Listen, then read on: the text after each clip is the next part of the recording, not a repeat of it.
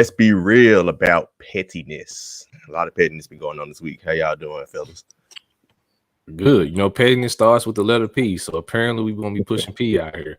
So I don't know what you're talking about, bro. It's been a nice week out. You know what I'm saying? It's been a nice week for NBA deadline. I don't know what you mean by petty, bro. Oh, we'll get to the trade deadline because I got a lot to say about these deals that went down. Bro. Yep, but with 3-man weaving it today. But before we get to the deadline, we got to start with our Super Bowl picks, although we already know Tuke's pick from last week.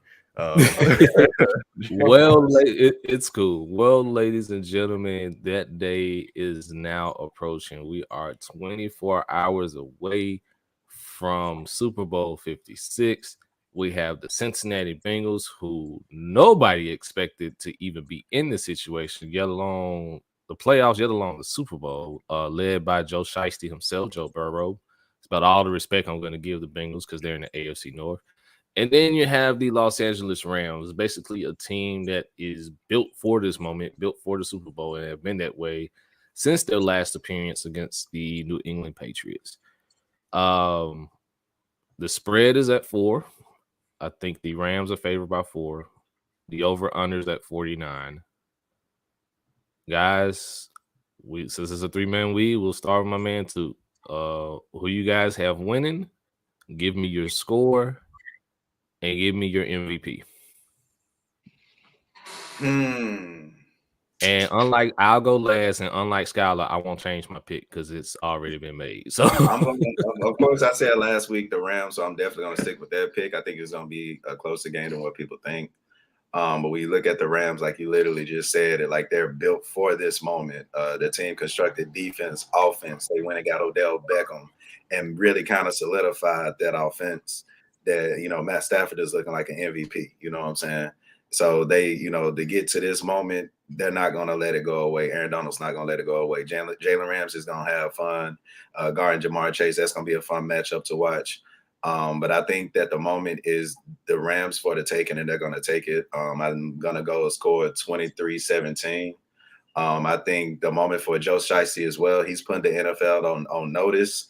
The AFC on notice is going to be wide open next year. And, you know, it's a strong chance that the Bengals could be back here, you know, this season because they got money to spend in the offseason. So watch out for the Bengals. But like I said, I think this moment, like you said, Trev, the moment is for the Rams. They built for this moment. I got my MVP being who I think should be MVP of the season, Cooper Kupp. I think he's going to be Super Bowl MVP. What up, Ryan? Well, actually, they already gave out all the rewards. Cooper Kupp was Offensive Player of the Year. Okay, cool. I didn't know that. I got it. Start. Straight up. Straight up. Pettiness. Okay, I feel the pettiness. And now that's how we come today. That's how we coming today, man. Yeah, I love it. But for real though, maybe I pick on this tightened up. My most recent episode just dropped yesterday. Give me. It's gonna be a good game, but give me the Bengals. I picked against the Bengals 3 times this postseason. I learned my lesson. Let me just say that. I learned my lesson. Picked against them against the Raiders. Now you can say a lot of them games woulda, coulda, shoulda, right? Titans and Chiefs games specifically, but they went out and won. Difference to me, everybody's talking about the Rams defense. Nobody's talking about the Bengals defense. The Bengals defense, more so than their offense, is the reason that they're here. Honestly, they've scored at night. They scored 26. They haven't even scored 30 points this postseason. And then that's no disrespect. That's saying Joe Burrow's not playing well, but their defense, their Chiefs game, their defense gave them chance after chance after chance to come back in that game when they were down 21-3. Their defense made stops when their offense didn't score. Their defense take advantage. They don't drop interceptions. When they get it well, they do. Eli Apple did drop their pick 6 in overtime, but then they got it right back the next play. So they take advantage of their turnovers. They take advantage of their opportunities. They're a very opportunistic defense. And Matthew Stafford, y'all know I've been on him this whole season. He will. Remember, what was the guy from San Francisco that dropped that pick? That pretty much won the Rams that game. If dude caught that pick, the 49ers might go on and win this game. That's true. The Bengals ain't doing that. Jesse Bates and y'all guy from Mike Hilton, right? Mike Hilton, yeah. They ain't dropping. Why didn't we make him an offer? I still do not know to this day. But Right. it is what it is. Yeah, they not missing those opportunities. Now, of course, the Rams got their defensive line. The Titans, I saw my team sack them 9 times, and they still pulled it out. And in my opinion, Ryan Tannehill, you could say that's why they end up winning. Matthew Stafford could do the same thing, in my opinion. So give me the Bengals. I think it's going to be kind of like 2K, low scoring game. Same thing here. I think both of these defenses are very good. It's going to be, I'm thinking about 23-20, something easier, 23-17. So yeah, I'm thinking lower scoring. It's not going to be like a shootout. I would be shocked if it ends up being it. If it does, then that would, I don't know who their favorites. Both of them are high scoring, high power offenses. But give me the Bengals MVP. It got to be Joe Burrow. They hyping, like I said, they hyping him up so much. Although, like in my opinion, the defense has gotten them to where they needed to. And he's been opportunistic, similar a la Tom Brady back in the day. But yeah, give me Joe Burrow. He's on automatic get it if they win, in my opinion. Okay, that's what's up. And like Sharky, I've also picked against the Bengals 3 times and have been wrong. But for my reasoning is because a lot of the teams that they've beaten have decided just to overthink and do too much. And you know what we always said here on Let's Be Real about coaches that just overthink, especially in the sport of football, just trying to do too much. Like if you have something that's working, stay at it. You know the term. If it ain't broke, don't fix it. I do expect the Bengals to put up some of a fight in this game. But I just think the Rams, like I mentioned before, they're built for this moment. I think going out and trading for Matt Stafford before the start of the season to upgrade at the quarterback position. You have all the weapons that you have on the offensive side of the ball. Yeah, Cooper Kupp, who I just mentioned, Offensive Player of the Year. Cam Akers is no slouch. Sonny Michel is no slouch. When he's out there, Darrell Henderson was no slouch. And then adding Odell Beckham to that, and then not to mention their defense and their front four, plus adding Von Miller. It's just too many weapons on both sides of the ball for the Bengals to even handle. The Titans got the Burrow 9 times. Joe Burrow's going to take a beating in this game.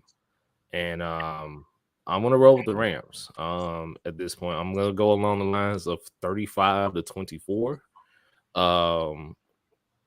My MVP pick is going to be a shot in the dark, but I really think it's going to be Odell Beckham Jr. I really think that there's going to be so much. There's going to be so much focus on Cooper Kupp. I can see Odell going for like 10 catches, 120, maybe a touchdown or something like that. So give me the Rams 35-24. Odell Beckham Jr. is my MVP. I like that, bro. That was my second pick. That was definitely like a close second. So I definitely would love that to happen too. All right. There are our Super Bowl picks. Anybody watching the show, checking us out, audio, let us know on Twitter how y'all who y'all got. Yeah, who y'all got, man? Who y'all got in the Super Bowl tomorrow? Right. And follow us at LBR Sports 901. So just in it, tweet us. Let us know who you got. Comment if you're watching. Let us know who you got for the Super Bowl. And we will be tweeting either from the podcast account or our separate accounts during the Super Bowl. So check us out. Yeah. All right. Time for the nitty gritty. Where the word pettiness came from for this episode. NBA trade deadline. Where do we start, y'all? Y'all want to talk about? Let me see. Are we ripping the Band-Aid off for net Sixers? Are we gonna still keep it P and talk about Porzingis going to the Wizards? You know what I'm saying? For a bag of chips and some fruities, yeah, we can talk. Are we gonna talk about how Sacramento had their star and just gave them away?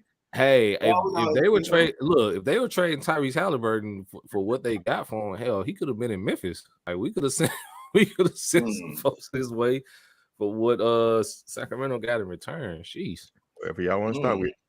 Go ahead, too. This is your topic, wherever you want to start. Because as my name said, the Kings are not P. I'm gonna go in on Sacramento for this because this was terrible. And I'm also gonna go in on I guess the brothers are making me do it, ladies and gentlemen. Let's go ahead and talk about that. Ben Simmons to the Nets, James Harden to the Sixers. I don't even know where to start, y'all. I'll let y'all go at it because there's so much I know. Y'all know I can say. Who won the trade? Who won the trading all of it? I'll start. And well, Sharky, you got it, or you want me to do it? You got it. Oh, okay. As far as the Sixers Nets trade, both teams actually won this trade. I think this is probably the first time in a long time. Just hear me out. I do believe both teams won this trade. If you're looking at a perspective from the Nets, they got rid of James Harden. James Harden didn't want to be there, obviously because of Kyrie Irving, as it's been reported. You get a guy in Ben Simmons who doesn't have to do much but just be himself. Like, he's not asked to be your second leading scorer. He's not asked to go out there and put up buckets. Like, all he needs to do is be himself. Like, be 6'10", play defense, and facilitate the offense and try to make life as easy as possible for Kyrie and Kevin. Adding Seth Curry in the deal gives them some depth at the shooting spot. Kind of a replacement for Joe Harris, who we hadn't seen it all this season. And then of course, Joe Harris was a little shaky, a little spotty if you watched last year's playoffs as well. And Andre Drummond gives them some very, very much needed depth on the inside, because God knows they needed some kind of rim protection. So he'll be there to help there as well. For the Sixers, you get James Harden, one of the top 5 at least top 10 players in the league when engaged. I gotta say, when engaged in there as well. Yeah. The dynamic with him and Embiid is going to be interesting. It's going to take them a while to get it going, but once they get it going, the sky's the limit for them. And then for them to get James Harden and only give up 2 first-round picks, which probably aren't going to be much, because you got the first-round pick for this year, which is going to be late in the first round towards the bottom, and then you giving up a 2027 pick, I believe, that's protected. That's a top 8 protected. So basically, you basically got rid of those 2, plus Drummond, Seth, and Ben Simmons to get James Harden. For the Sixers, Harden is where he wants to be. He's already opted into his deal. So he's going to be looking for an extension soon. So we'll see where that goes. Things need to work in Philly, but things better work also in Brooklyn, because if you look at over the past year, what Brooklyn has given up in this deal: 3 first-round picks, 4 pick swaps, Karis LeVert, Jared Allen, and James Harden, just to end up with Ben Simmons, Andre Drummond, and Seth Curry. So for the Nets, this has to work. I just cannot say that any much enough. Me personally, while both teams got better, I still don't think neither one of these teams is better than the Milwaukee Bucks. So have at it what you will. I agree, Ryan, but for the most part this season, Joel Embiid has been healthy, and be honest, he's the MVP right now. So if he can stay healthy, and if Harden can get himself healthy and stay healthy and get engaged, sky's the limit for Philly. I'm really looking forward to the series. I at this point, I need Kyrie Irving to get vaccinated, because we got to see everybody fully healthy, 100% full strength. We got to see this. This is going to be a great series. So, in the end, both teams wanted to trade. Both teams got what they wanted, as KD said this past Thursday. Well, y'all know where I'm going with this. This will be the theme of the episode. I care about these things, man. Well, for those who don't know, Sharky is a Heat fan because he's a Jimmy Butler fan. They're in the top of the East right now, so I get it. Hey, Chris, this is Jimmy Butler. Let's get it, man. But I think it's a fair trade. I mean, James Harden's leaving. Pretty much, he made it obvious he was leaving this offseason. So Brooklyn pretty much had to make the deal. Philly didn't give up Maurice Thibault or Tyrese Maxey. That definitely helped the trade. I have to applaud Daryl Morey for that. I really do, because I did not think that deal was going to go down without giving up at least one, if not both. Exactly. Then if he gave up one of them, then I would say Brooklyn won it. But since he didn't give up one of them, I'm not a big proponent of late first round picks. Everybody like the Grizzlies. The Grizzlies, do well with late first round picks, right? Everybody knew that. So do I trust a team like Philly or Brooklyn to choose a correct late first round pick. Blah. They're I ain't gonna say they're nothing to me, but they're pretty blah. I know my favorite player was like first round pick. That's rare. Jimmy Butler. That's a rare. That's not that's not the norm. But like I said, fair trade. I said it before. Brooklyn was the best team if all three were playing and healthy. It's still the same case now. You swap James Harden for Ben Simmons. Ben Simmons is in the perfect situation where he can run the floor with shooters. He has KD. He helps their defense. So now they got a little bit of defensive help because it's still just him. I don't know who else good on defense on that team. I guess Drummond helps it a little bit. I guess maybe, but it's still just Ben Simmons on defensive side. And, him and KD together, when they're playing together, that's a pretty good. That's a long, lengthy lineup there. Teams got to worry about. But it comes down to all three of them playing, and really Kyrie Irving and KD. I don't know how serious his injury is. He'll still be out for a second. He gave the bland answer no to Ernie Johnson the other night. And shout out to them for their pettiness the other night on the draft. Now that was hilarious. Oh, that was hilarious. That was hilarious. That was must-see TV. But yeah. Nothing changed to me. I mean, you added a choking James Harden, like I said, top 10 player, but in playoffs he's a bottom. I ain't gonna say bottom. He's still like no, he's bottom. He's bottom. Yeah. He's bottom. Nah, he ain't bottom because he still averaged 20-something points a game. Bottom players are players who average like 2 points type of thing. But he's a choke artist. You can still be a top player and choke artist. So I lie what Pat Mahomes just did in the AFC Championship game. You still can do stuff like that. James Harden is a serial choke artist though, along with his coach now in Doc Rivers. So you had the two choke artists together. I guess they think two negatives can make a positive. I'm not a proponent of that, so I still don't predict Philly to get nowhere. They just going to shock me. It's still Brooklyn's to win if everybody plays. I don't know how much I trust it anymore because it didn't happen last year. Now Kyrie in that situation and I don't know how serious KD injury is. So if they all three playing, I'm picking Brooklyn. If not, I'm with you, Trevor. I think Milwaukee is the team to beat. But if you got Ben Simmons and KD together, that can help. And now they ain't gonna stop Giannis, but them two together and that can neutralize them a little bit. And that would help. That would go a long way if they were to play each other in the series. And so the Miami Heat, it's a 14 race. Miami Heat in there included.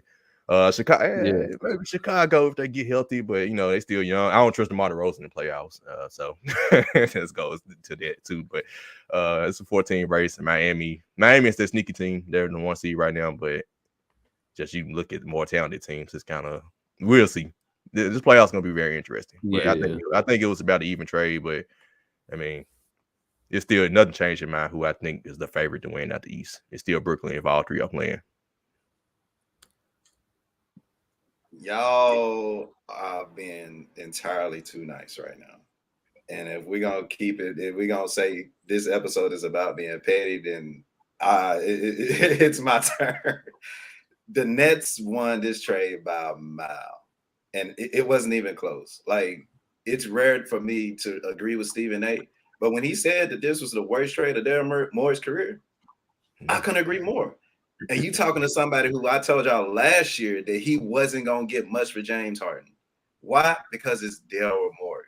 So not only did you trade Harden, did you get Harden to what Ryan just said, you got two superstars who can't even stay healthy for the most part. In the playoffs, we just said James Harden is nowhere to be found. Like, why would you do that? And not only did you help the team that's going to stop you from progressing. What I mean by that is that if on paper right now, I'm still taking the Nets, especially if granted everybody plays. I'm taking the Nets and it's not close. This trade right here was specifically to get past the Bucks. Specifically to get past the Bucks. Yeah. So don't get past the Bucks with that trade. I'm trying to tell you. If you think about what happened last year, y'all, if you think about what happened last year, Kevin Durant almost beat him by himself. He was literally a foot away from beating himself. I was talking about Philly. I thought you were talking about Philly. Oh, no. Philly. Brooklyn. No, yeah, Philly. yeah. What I'm saying, as far as Philly go, 5-6 games. You don't even need Kyrie to get vaccinated on that one, in my opinion. That's just my opinion. Because, like, y'all know how I've been saying James Harden, he's nowhere to be found. And we've already discussed on this podcast, I got this idea from y'all, that the guy coaching that team is not going to do what he's supposed to do for them to progress. No, well, to that point, no trade helped him. If Philly as long as Doc Rivers there, then you had another choke artist. It was, to me, Philly is kind of irrelevant. period when it Like, goes to yeah, winning championship. Yep. And I do agree with our guys at Fatboy Fadeaway. They gave up a lot for James Harden. Let's be real. They gave up a lot. You talking about the Nets, right? No, I'm saying Philly gave up Well, a the lot. Nets did too. Houston The just Nets did everything. too, but Yeah. Houston just got Carousel Ray not even on the Rockets no more. So they really gave James Harden away for 3. He was never went never to on the the Rockets. Rockets. He never went to the Rockets. He went to Indiana. You know, it was a 14 deal. It was Jerry a 14 deal. You got Houston did nothing. three first rounds with James Harden when Darren Moore was there. Yeah. Come on, that's a lie, guys. Yeah, good job. While the Nets just turned them into Ben Simmons and Andre Drummond and Seth Curry, literally the pieces you needed last year to beat the Bucks. I mean, come on, y'all, make it make sense. Like KD was literally a foot away to beat the Bucks by himself. Now you add pieces. You help the Nets progress. There's no way in hell I don't see the Nets in the finals this year, especially if everybody's healthy. Well, you know, I picked the Nets too. They just y'all got the Milwaukee Bucks effed up. I'm sorry. I love y'all got the Milwaukee Bucks. Everybody playing. Yeah, I mean, you got to also think. You got to think about also they also traded who they just traded DiVincenzo, who was a piece they needed. But they got Serge Ibaka back, so they got Serge back. That helps. Okay, that helps. It helped a little bit. It helps. That's like if Bruno, that helps. It does help. I'm not gonna fight it because it's something that they need, especially off the bench. But the Nets is like when you on a fast break with Ben Simmons. You immediately get a rebound. You got KD on one side, Kyrie on the other. Ben Simmons going straight. Who's stopping that? Who's stopping that? As long as they don't put together. Here's why I say that Milwaukee would still win this series. Which one to bet on? Let the series happen first. They might. Let's get to the series. It's gonna be the Eastern Conference Finals. It's gonna be the Eastern Conference Finals. I can't wait to see it. Yeah, what made the series last season was injuries. You had Kyrie, James Harden, and KD out there. Yeah, injuries. You had them both out there all at the same time at some portion of the series. Now, that's how they jumped out to the. That's how they got out to the 2-0 lead. Yeah, and then but James Harden is still out there, so you have to account. No, he left in the he's like half a play. Did you know? Are we watching the same thing? We left in the first 20 seconds of game 1. James Harden was out into game 6. Yeah, okay, yeah, that's right. He was not the same in game 6. He was nowhere again. He was nowhere to be found. With that, it's like when Jordan with KD and Kyrie, like they basically just almost willed the Nets there. I give you that too, but getting Ben Simmons, it makes them easier to defend. And the last time Kyrie played against the Bucks and had to see Jrue Holiday, it wasn't pretty. Kyrie shot 31% from the field in that series against the Bucks when he was with his last year in Boston. So he's gonna get a dose of Jrue Holiday the entire series. So you basically put Jrue Holiday on Kyrie. He ain't stopping KD. He ain't stopping. There. You said what? Jrue Holiday wasn't there when he was in Boston. That was Eric Bledsoe. Jrue Holiday just came to Milwaukee last year. Oh yeah. Okay, so even worse. So, that makes it worse. So now who my thing? Let me ask you this, and let me put it in perspective for you. And I want you to be real. All right. Who did Kevin Durant have last year to go against the Bucks, help wise? He had Kyrie for the first 2 games. That's how they got to the 2-0 lead. They didn't get James Harden until game 6, but half of James Harden, but it's still James Harden. You have to because Joe Harris didn't show up. If you even add a player like Seth Curry on that team, who the Nets win? Yep. The shots, yeah. Seth Curry's gonna hit the shots. It's his time. It's the other Curry time. I would give you that. I it's the other. I don't know, but if we're relying on Seth to like go for 20, not saying that he can't because he can to average 20. Hit the open shot is what I'm saying. Hit the open shot. Okay. The Bucks will be like, look, hey, if he hits his threes and they beat the Bucks like that, Bucks will shake his hand and be like, all right, thank you, appreciate it, because I just can't see it because You're gonna throw Drew Holiday on Kyrie. Like I said, Chris Middleton ain't stopping KD, but he at least don't make KD work. And KD can still go off for 40, but Milwaukee can withstand that. And then you just put Giannis on Ben Simmons and just let Giannis just roam because Ben Simmons is not standing still in the corner. Why you think they got Andre Drummond? They didn't have Nick Claxton last year. Good one, Ryan. PJ Tucker. That's why Miami. Come on, man, you lose your heart.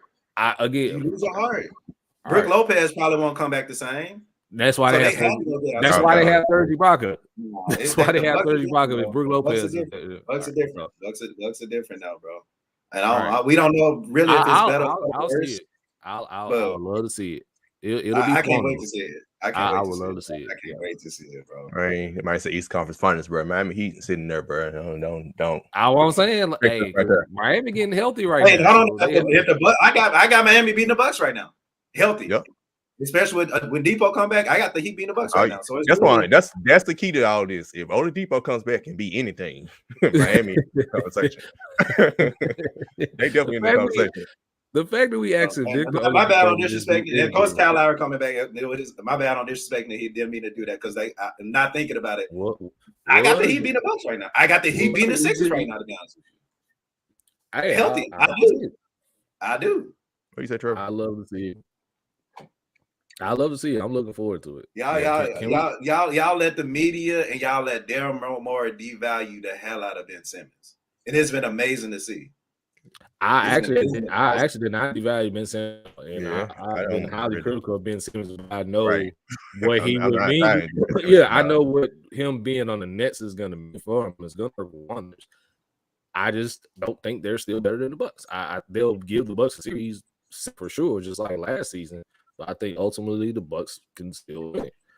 But anyway, since we're talking about good teams that made pretty decent deals, let's get to one that probably was the biggest shocker, probably more so than the Nets and the Sixers.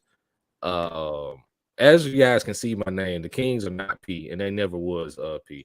I agree, Ryan. Daryl Morey is drinking too much of that Harden Kool-Aid. Daryl Morey is going to introduce James Harden when James Harden goes in the Hall of Fame. Are we doing trolling out of that? Yeah, we got trolling out. I'll say. All right, so from good teams that made deals to a team that just completely just continues to mediocrity, the Sacramento Kings sent probably their best prospect that they've drafted in years, probably since DeMarcus Cousins, and Tyrese Halliburton to the Indiana Pacers. Of course, it was buddies going there and Tristan Thompson for Domantas Sabonis, Justin Holiday, and Jeremy Lamb.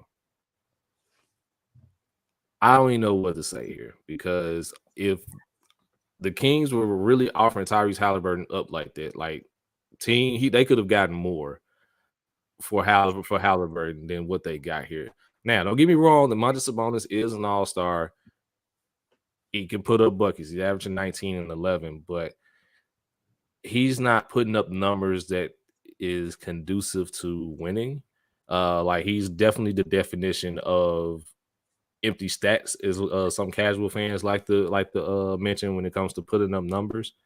And then of course we were all talking about Miles Turner potentially leaving the Pacers. Now Miles Turner is now staying because the Pacers are about to be back up and rolling. They got Tyrese Halliburton this deal. Buddy is probably going to work wonders since he didn't get flipped at the deadline. They got Chris Duarte, who's having a nice rookie campaign. Indiana's finna be back up and running real soon. It probably was going to take them a little longer. Well, at least we thought so, but I don't know, man. You guys got anything on Sacramento with this deal? Because this was terrible. It was definitely surprising. Yeah, well, no, let me take it. It was surprising, not surprising. It's the Sacramento Kings, so it wasn't surprising because it's Sacramento. Well, it was surprising in the same time, but I do kind of feel, and Tyrese Halliburton is very good. He's on my fantasy team. I feel like a lot of people disrespecting De'Aaron Fox when this trade went down. A lot of people, and Halliburton may end up being better than De'Aaron Fox, but a lot of people act like they would have included De'Aaron Fox instead of Halliburton, which in my opinion, I wouldn't trade in that one of them for that. Sabonis is good, but it's like I wouldn't trade down one of them. You could have got more if you had to. Let's say they just had to come to the decision and choose one of them. I don't think it's any wrong and right on choosing either one of them. I don't know who's going to be better than the other. De'Aaron Fox is already established. He averaged 25 points last season. Halliburton is on his way. It's his second year. So I didn't think it was that bad that, okay, we chose Fox. A lot of people made it out they chose Fox over Halliburton. I don't think that, to me, in my opinion. I do. Huh? I do. Well, you choose Fox over Halliburton? Mm-hmm. Yeah, I didn't think that was. That's like the literal thing, like literally the only way that I can put this trade in perspective. Like they finally fired Luke Walton this season. So I think that that's kind of like what kind of direction that we want to go. And I think that you know, they kind of shipped out, you know, they tried to ship out De'Aaron Fox. They didn't get a good deal for him. Of course, Marvin Bagley's still on the team. No, so they traded him. No, Marvin Bagley. My bad. They did trade him. So they got a deal for him, but it's like, at that time, they were probably looking like, what's the best deal they can do? And they said, oh, we could get an all-star in Sabonis, you know, for Halliburton. So I know we said, whatever. This is a business. You know, we're going to keep it petty, you know, whatever. But, you know, it is what it is. But I do think this was a choice. Otherwise, Halliburton was definitely still be on the team. You know what I'm saying? It's a terrible – I want to say it's a terrible choice because, in my opinion, I would have went with Halliburton. But as a general manager, I think they did what was best for them and getting the best piece that they could possibly get. That's the only way I can see that this. Yeah, I think the Pacific trade itself, like I wouldn't trade a Halliburton. And Sabonis, like Ryan said, Sabonis and Fox have the timeline now, but the timeline is play-in tournament, right? It's like, okay. And well, you know, and what I did, and this one thing I would say I like about the trade deadline that we go back to New Orleans trade for CJ McCollum is because of the play-in tournament, it made teams like them make trades to try and compete just to get in the play-in to get into the playoffs because the Kings haven't been in the playoffs in like 15, 16, 17 years. So in their mind, they're like, okay, let's just finally get to the playoffs. We're tired of not making the playoffs. It's, you know, at some point, let's just get to the playoffs and get over the hump. So this sort of play-in tournament has kind of helped. This trade deadline kind of showed their teams like, okay, the play-in tournament, we get in, let's just get a shot to get in the playoffs. So it does make the NBA more competitive in that standpoint. But Halliburton trading trading him, probably I would trade Davion Mitchell instead. You know what I'm saying? It's like they had to choose two of the three, and they chose the wrong person out of the three. I'm sorry. If this was the same deal, I'm trading De'Aaron Fox. I'm sorry. Because the Kings are probably, like you said, it made the teams like the Kings to try to go and compete and get in the play-in. But I just, with this deal, you should have moved. This also moved Fox because... All right, because let's keep it 100 right now. So you got a guy in De'Aaron Fox who, like you said, he averaged 25. He's not the best three-point shooter, not the best defender. And now you flip your best prospect again that you've had since DeMarcus Cousins. They want to stay. Huh? They want to stay too, similar to DeMarcus Cousins. Yeah. So you basically trade that guy for another guy who doesn't play defense and is not a great three-point shooter. And then you got two guys now who both need the ball in their hand to be effective. So like floor spacing is going to be a mess in Sacramento. So I just don't see. I get it if you're trying to go for it, but you'd have had a better chance of rolling the dice with Halliburton. I'm just going to keep it honest. But the Kings are the Kings, and they ain't P. So it's just it's just that simple. Let's see. Next trade that is just one more thing for the Kings. They do got money to spend too in the offseason now too. Sabonis is probably is one of the best contracts in the league, in my opinion. Who's coming to Sacramento? You never know. You never know. Like, whoever wants the bag, whoever want to get overpaid. 17 years. So 17 years. I see they're thinking. They're like, that should get to the playoffs. They wasted 4 or 5 years of it on Luke Walton. Like I told y'all when he was with the Warriors, why the hell is he getting a coaching position? Like, no. Yeah. So I guess Starkey mentioned we can move ahead to New Orleans, basically building a team to beat the Grizzlies and the Grizzlies only. Literally. Literally. Literally. So of course New Orleans made a deal with the Trailblazers. Can't remember the specifics. I think it was Sanaraski, Josh Hart, and Nikhil Alexander-Walker leaving New Orleans to go to the Trailblazers in an exchange for CJ McCollum. Pretty decent deal for the Pelicans getting CJ. Of course, this officially ends the CJ and Dame era in Portland, but thoughts? Because I really don't have any outside of New Orleans just trying to beat the Grizzlies at this point. Yeah, so I guess similar we're not similar trade, but similar like Sacramento. They see the opportunity getting play in. Hopefully Zion comes back, in their opinion. Defensive wise, they already didn't play defense. They definitely not about to play defense. They still don't have a true point guard to manage the ball dominant guys. So the offense still could be a mess. So I really don't know how this helps New Orleans at all. In my opinion, it doesn't help their defense at all. And offensively, they already had bucket getter. So you had another bucket getter who doesn't facilitate. I don't know what helps them. Portland, they're having a fire sale. They're acting like they're about to build around Damian Lillard. Hopefully, Damian Lillard finally demands trade. But if you don't, hey, I ain't about to feel sorry for him no more. The ball in his court now to say, hey, I want out. The Trailblazers know they about to move, Dame. They just they're just waiting on the right deal. Coop, you got?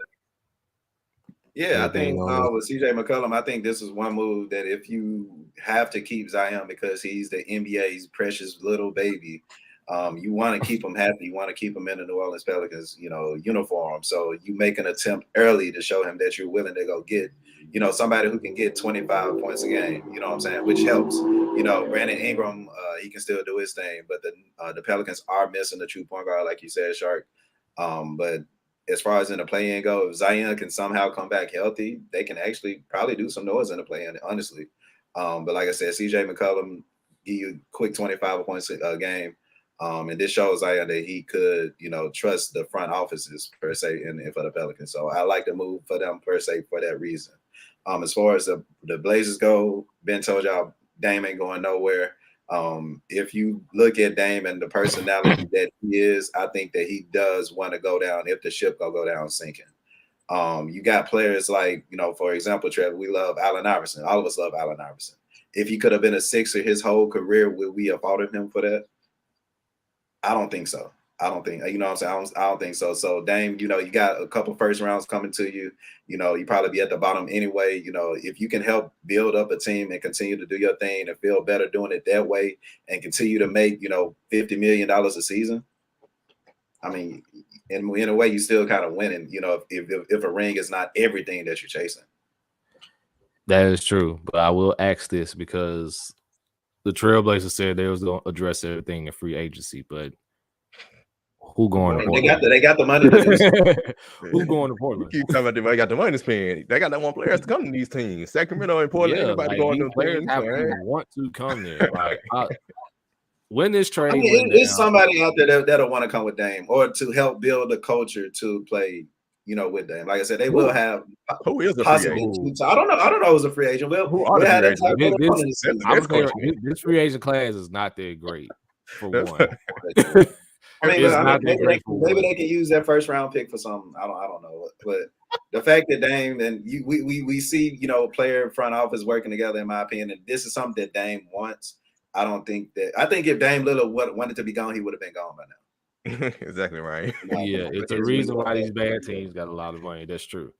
That's true. I said it when the deal. That's why some players get overpaid to play the game of basketball. But if you do build something in Portland, I said.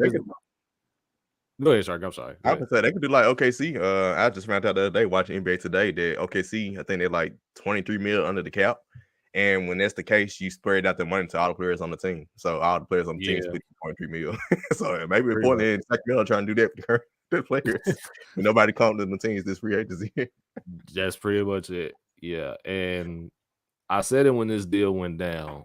This pretty much guarantees that Damian Lillard will be traded. Where that remains to be seen. Damian Lillard will be moved in this offseason. I would be shocked if Damian Lillard is a Portland Trailblazers in the 22-23 season. Get ready to be shocked. I will sit here. Possible. I will sit here a humbled man, and I will sit here, like I said, a wrong man, wrong and humbled, if that's the case. But I'm book it. Dame Lillard will be moved in this offseason. I can book it. It's gonna be a lot of offseason moves there. But moving on, I think another major deal, I guess, well, not so major deal, was Kristaps Porzingis officially traded from the Mavericks to the Washington Wizards in exchange for Spencer Dinwiddie and Davis Bertans. As a Grizzlies fan, I am happy. Thank you so much, Dallas. Where the cheers at? Yeah. Thank you so much, Dallas, for making this deal. Dallas is also sending the second rounder to Washington in this deal. Honestly, Washington, this pretty much benefits Washington to kind of just say, okay, we're pretty much not going anywhere this season, so why not? I could see that. And then in the Mavs case, you virtually got worse because Spencer Dinwiddie has had a terrible year this year. He's not shooting well from the field. He's only averaging around 13 a game. Davis Bertans, since he's gotten paid, I can't even remember the last time he's made a three-pointer. So I can see what potentially could be there in Dallas, but I don't see anything changing. And again, as a Grizz fan, thank you for doing this deal, Dallas, just making it that much easier for us. So, any of y'all got anything on Porzingis deal? Yeah, I think it was actually I like the trade for Dallas. The Dallas put this over the Grizzlies. Dallas, I know they beat up 3 times this season. I told y'all I'm starting 5. I wasn't worried about Dallas, and I'm still not worried about them. So it didn't have any effect on how I felt about them with the Grizzlies. Kristaps Porzingis, they call him a unicorn not because he's one of a kind, because he's when do you see him? You barely see him. So you had to learn that they barely, he saw, okay, he'll do something. All right, he missing. He back, he missing. Like, they got rid of their player for 2 players who probably just need to change the scenery. Spencer Dinwiddie still has talent and still a good player. Davis Bertans still, he ain't forgot how to shoot. I just think in Dallas, with the way how they about to spread out now with Luka and just spread the floor to get another ball handler and Spencer Dinwiddie, I think it does help them for the style they're trying to play. Would it help them against, they move up in the Western Conference? Not really. It kind of just keeps them where they're at in middle tier. But it helps out Luka and it gives him like another option where he doesn't have all the pressure on him, where he can, hey, Spencer Dinwiddie, you take over this time, handle the ball, handle the offense. So I think it helps them. Kristaps Porzingis it didn't work. And I don't really know what he's going to do in Washington. I don't know about Kristaps Porzingis period as a player. He's ready to play. It's just, he's a very block player now. He's not the same as he was before the ACL injury. Right. I hate to sound like a broken tone, but it's like when free agency saw it is definitely a star trade for both of them. Yeah, but when trade deadline started, I like to look at some trades as like business. You know what I'm saying? And these were like ironically the trades that I looked at more so as business than anything. I just looked up free agency for this season. That's slow, but for 2023, I think you're gonna have a mass effect on it. And I think this is one of those trades where it's given the same vibes where they were trying to get a superstar last time. They ended up with DeAndre Jordan and whoever else they ended. It was a failed attempt. I think Mark Cuban knows, what's up. He's gonna attempt to try again, but 2023 free agency is gonna be crazy, especially if the players don't.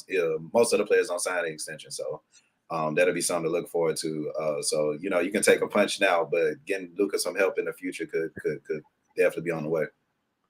Yep. I saw shout out to Dorian Finney-Smith. They signed to an extension. He won undrafted. Said like his mama was still working. I forgot what store, but he was like, she finally got to work anymore. So shout out to Dorian Finney-Smith. Working at Popeyes, I believe that she said. He said.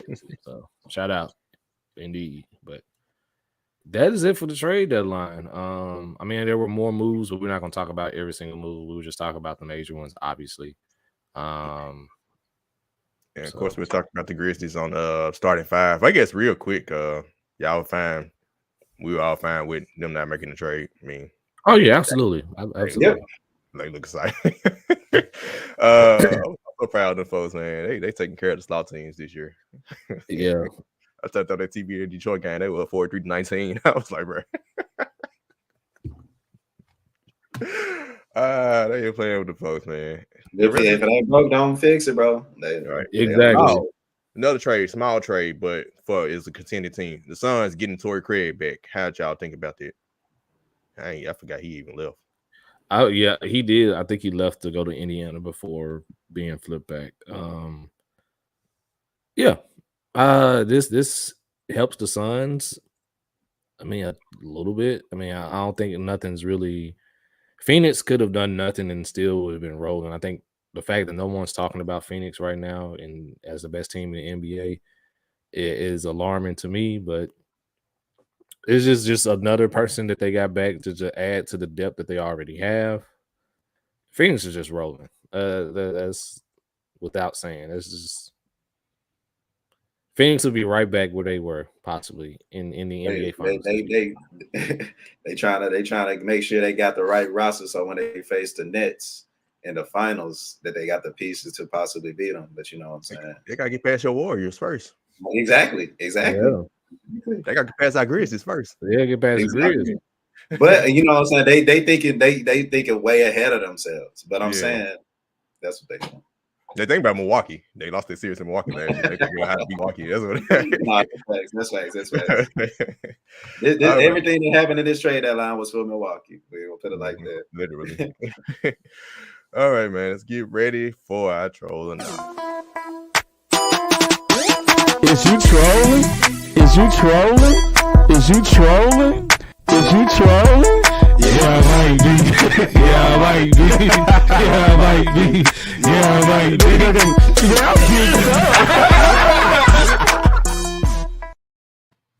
Yeah, I might be. Yeah, I might be. All right, let's get it. So no, dude. I think you said you had one for us. I definitely have one, ladies and gentlemen. Joel Embiid's contract is up next season. After the 2022-2023 season.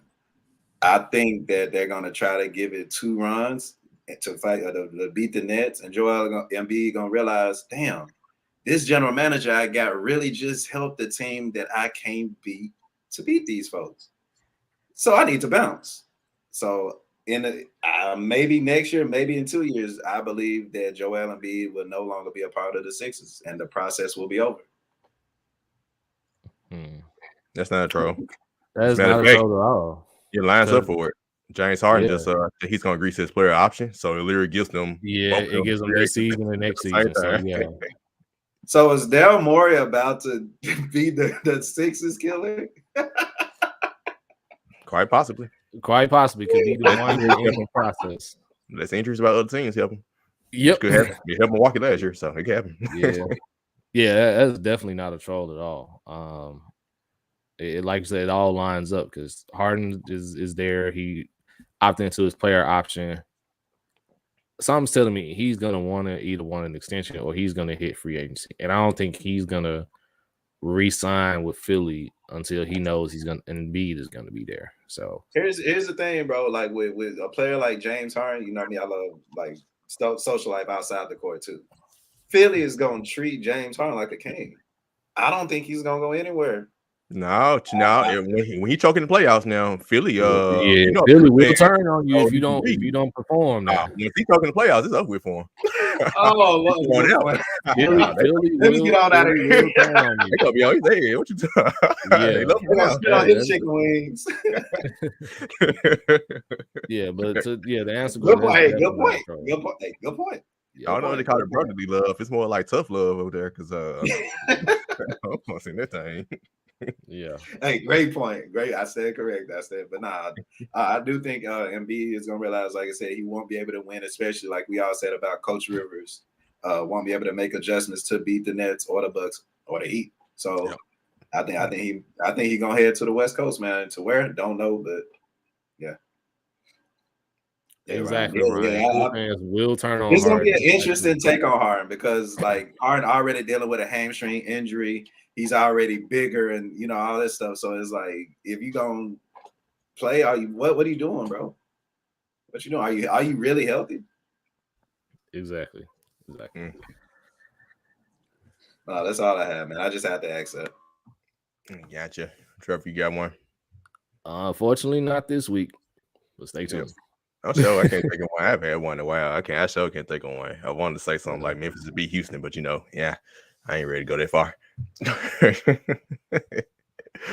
I will say this though. This will probably be the first Memphis game I've watched in a while. Now I didn't watch since the last time when Penny cussed everybody out. So and they've been on a winning streak.